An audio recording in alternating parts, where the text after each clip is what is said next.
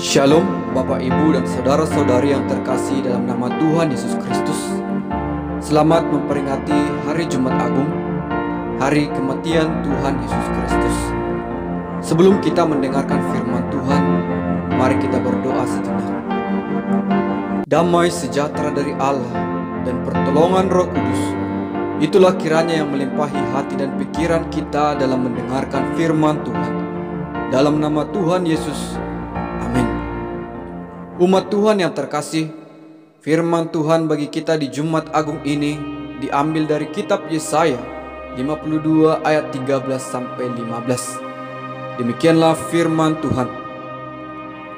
Sesungguhnya hambaku akan berhasil, ia akan ditinggikan, disanjung dan dimuliakan.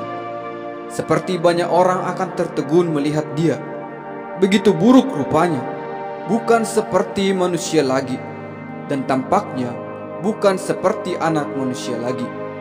Demikianlah ia akan membuat tercengang banyak bangsa. Raja-raja akan mengatupkan mulutnya melihat dia.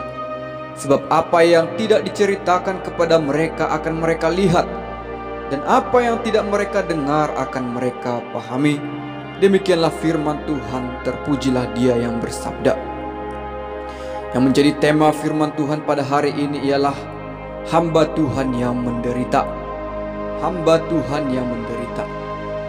Umat Tuhan, ada sebuah penampilan di ajang pencarian bakat yang disiarkan di televisi. Dalam acara tersebut ditampilkan seorang yang sedang melukis di hadapan 4 juri dan ribuan penonton.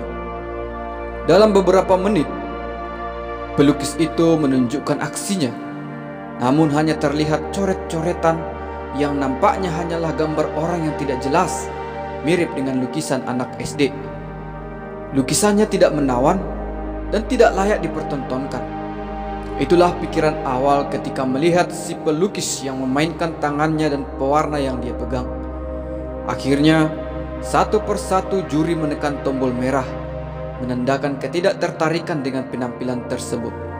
Tetapi pelukis itu terus melanjutkan lukisannya. Dan ketika semua juri sudah menekan tombol merah, pelukis tersebut melanjutkan dengan menaburkan semacam butiran tepung. Dan tak disangka, terlihatlah lukisan yang sangat indah. Lukisan wajah salah seorang dari juri tersebut. Sontak keempat juri kaget dengan hasilnya. Bahkan seluruh penonton bangkit berdiri, bersorak dan bertepuk tangan. Mereka tak menyangka akan ada lukisan yang luar biasa di balik coret-coretan yang tak menawan tadi. Hal seperti ini sering kita lihat dalam proses kehidupan kita. Ketika proses itu kita perhatikan begitu menyakitkan. Belum menyaksikan apa-apa, tidak kelihatan indah, bahkan terkadang membuat kita tergoda untuk berhenti dan menyerah. Namun setelah mengorbankan waktu yang cukup lama, mungkin juga merogoh kantong, sesuatu hasil mulai terlihat. Kita mulai melihat hasilnya yang luar biasa dan mungkin menakjubkan. Umat Tuhan, teks firman Tuhan hari ini merupakan nubuat tentang Mesias yang akan datang kemudian. Di pasal 52 dan nantinya di pasal 53 berbicara tentang penderitaan yang akan dialami oleh Mesias. Mesias akan datang sebagai penolong umatnya yang membebaskan mereka dari tawanan dan ketertindasan, yang memimpin umatnya dalam kerajaan damai. Akan tetapi, kedatangan Sang Mesias tidaklah mudah untuk dipahami. Apakah dia akan datang menaiki kereta perang, memimpin pasukan militer yang dahsyat, dan memegang pedang yang mematikan? Ataukah sebagai pemimpin yang bijaksana dengan hikmat yang luar biasa? Tidak ada yang tahu. Namun, Nabi Yesaya telah menyampaikan nubuat ini, bahwa Mesias yang akan datang begitu buruk rupanya, bukan seperti manusia lagi, dan tampaknya bukan seperti manusia lagi. Yesaya memberikan gambaran akan apa yang akan dialami oleh Mesias. Bahkan 2 kali dikatakan Yesaya kalimat yang menggambarkan rupa Mesias, bukan seperti manusia lagi. Berarti begitu berat penderitaan yang akan ditanggung oleh Mesias, begitu kejam perlakuan yang akan diterimanya, begitu sadis cara orang akan menghajarnya sehingga rupanya buruk bukan seperti manusia lagi. Bagi orang-orang yang mendengarnya, tentunya tak sedikit dari mereka yang terkejut. Seperti itukah Mesias yang akan dikirim oleh Tuhan kepada kita? Itukah Mesias yang akan datang? Kelihatannya keadaan seperti itu bukanlah menggambarkan seseorang yang menang, pemimpin, pejuang, pahlawan, seseorang yang akan memimpin dan memberikan kesejahteraan kepada umatnya. Apakah nubuat itu mampu menghibur kita saat ini? Untuk apa kami berpengharapan terhadap Mesias yang seperti itu? Oleh karena itulah memang umat Tuhan sampai pada masa Yesus, pikiran orang-orang tentang kedatangan Mesias selalu menginginkan seorang penguasa yang akan mengalahkan setiap musuh orang Israel. Pemikiran seperti itu juga sering terbersit dalam pikiran orang-orang Kristen saat ini. Katanya Tuhan akan memberkati kita, katanya Tuhan akan menolong kita, katanya Tuhan itu baik dan penuh kasih. Tapi kenapa keadaan yang datang sama aku seperti ini? Buruk dan menderita. Kenapa Tuhan serasa lepas tangan akan keadaan pahit yang sedang kulalui? Inikah Tuhan orang Kristen? Umat Tuhan, terkadang kita sulit untuk melihat cara Tuhan bekerja. Bangsa Israel tidak mengerti bahwa Mesias harus menderita ternyata karena umatnya dan untuk umatnya. Mereka tidak sadar bahwa karena kelakuan umatnya yang timpanglah, maka Mesias harus menderita supaya umatnya dipulihkan. Di dalam Yesaya pasal 53, yaitu pasal berikutnya dari pembacaan kita, disebutkan dengan jelas alasan mengapa Mesias harus menderita.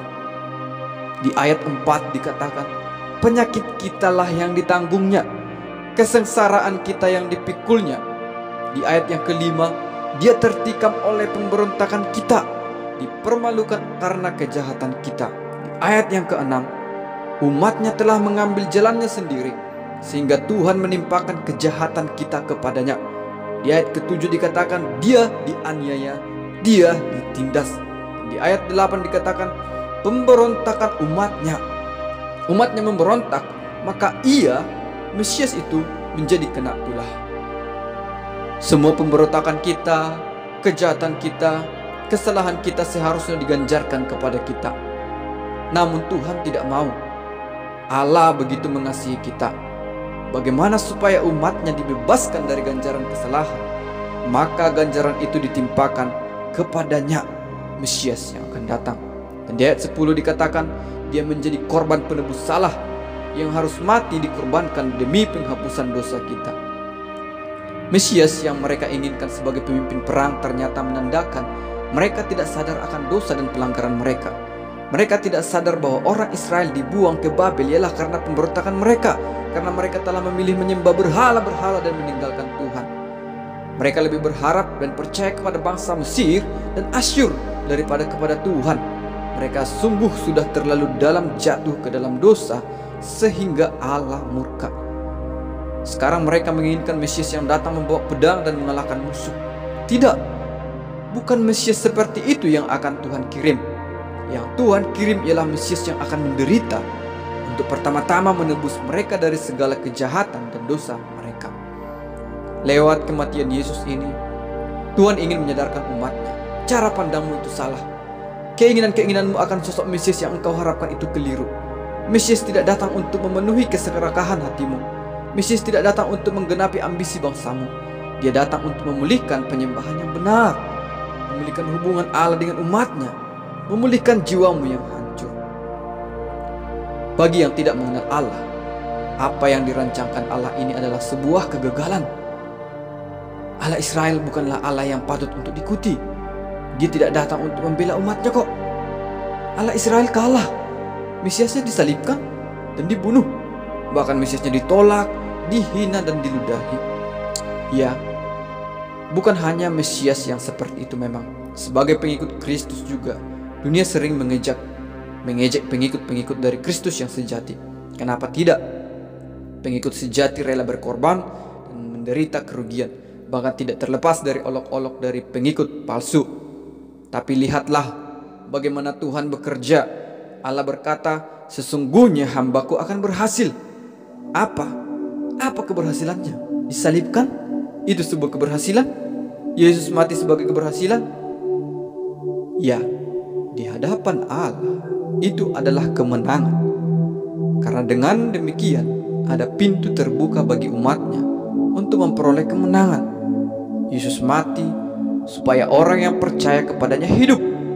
Yesus disalibkan supaya umatnya tidak menderita kesengsaraan yang harus dialaminya kelak dalam penghukuman yang kekal.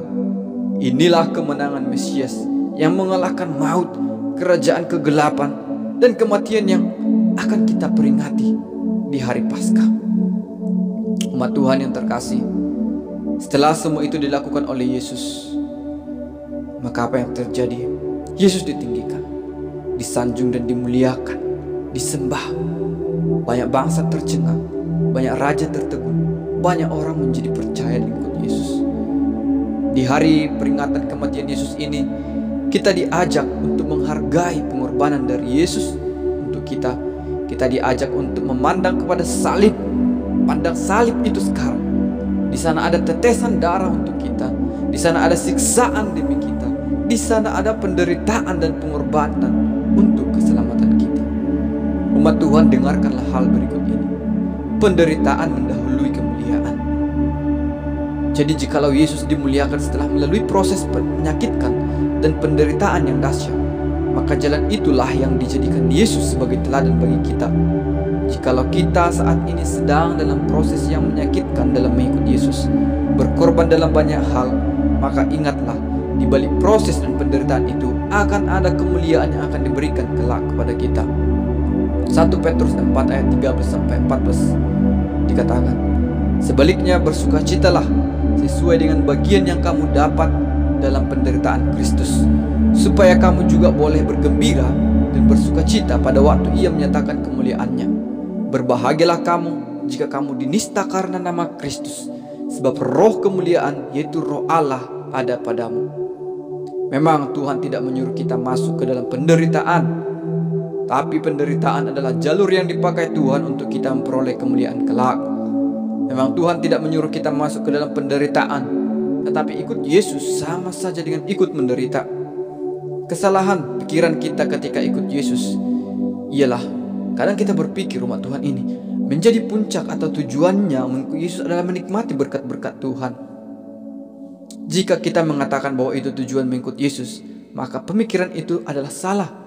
Ternyata mengikut Yesus justru tujuan utamanya adalah kemenangan dan kemuliaan. Hal itu dinyatakan sesudah kita melewati proses, menyelesaikan tugas, dan mengalami penderitaan. Yesus memberikan teladan yang mulia. Bukan berarti Yesus tidak mampu memberkati kita, memberikan berkat-berkat untuk kita nikmati saja. Akan tetapi bukan itu yang Tuhan inginkan. Bukan itu arahnya. Kesempurnaan seperti Yesuslah arah dari kita mengikut Yesus. Fokuslah kepada tujuan akhir, yaitu kemenangan kekal dan kemuliaan kekal.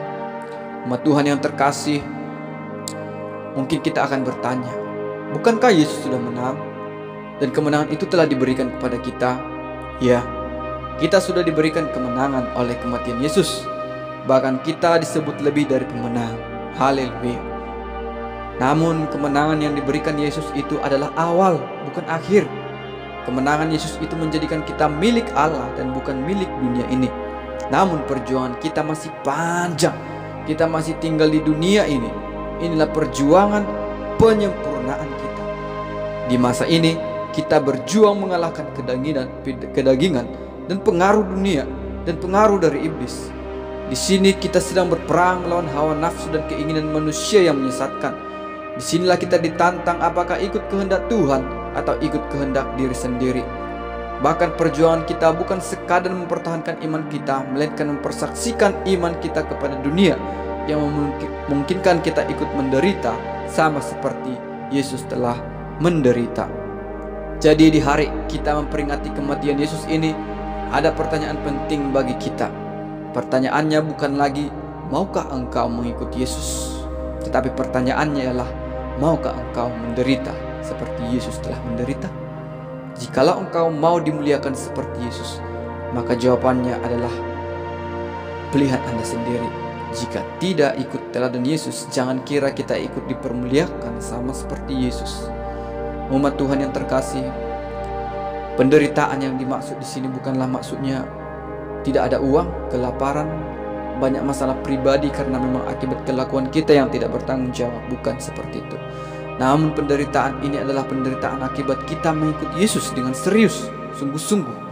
Di samping kita telah menikmati keselamatan kita, bersukacita atas kasih Allah bagi kita dan keluarga kita, sekarang kita rela mengorbankan waktu luang kita untuk melayani, bahkan sampai pulang malam ikut Yesus, ikut melayani ke wilayah pedalaman, walaupun tidak terbiasa, walaupun tidak mendapatkan uang dan kehormatan, hanya ada kebutuhan yang secukupnya, menyisihkan sebagian penghasilan untuk pekerjaan Tuhan walaupun tidak memiliki penghasilan yang berlebihan, memberkati ketika dihina, membela kebenaran ketika berada di lingkungan pekerjaan walaupun harus mengorbankan nama baik bahkan jabatan. Itulah penderitaan kita, siap menegur kesalahan teman kerja walaupun kita tidak tahu apa konsekuensinya, memberitakan Injil kepada orang belum percaya walaupun mengalami penolakan bahkan penganiayaan. Itulah penderitaan yang membawa kita kepada kemuliaan yang kekal. Suatu saat kelak kita akan dimuliakan bersama-sama dengan Tuhan Yesus pada waktu kedatangannya yang kedua kali. Amin. Demikianlah firman Tuhan, kiranya memberkati kita, menguatkan kita, memberikan dorongan bagi kita untuk berani ikut Yesus, berani menderita demi Yesus. Dalam nama Yesus, mari kita berdoa. Terima kasih Tuhan kami. Kami bersyukur untuk Yesus yang menderita bagi kami, mati demi dosa-dosa kami, disalibkan Tuhan. Kami sangat menghargai setiap pengorbanan-Mu. Kami tidak mampu membalaskannya ya Tuhan. Kiranya kami mau rela ikut teladan-Mu, mengerjakan pekerjaan yang Engkau empankan bagi kami, menikmati setiap proses kami, dan berilah kiranya kemuliaan bagi kami kelak ketika kedatangan-Mu kedua kali. Mampukan umat-Mu ini yang lemah, yang kekurangan ini Tuhan, dorong kami untuk menjadi pelayan-Mu yang sejati. Demi nama Yesus Kristus kami berdoa. Amin.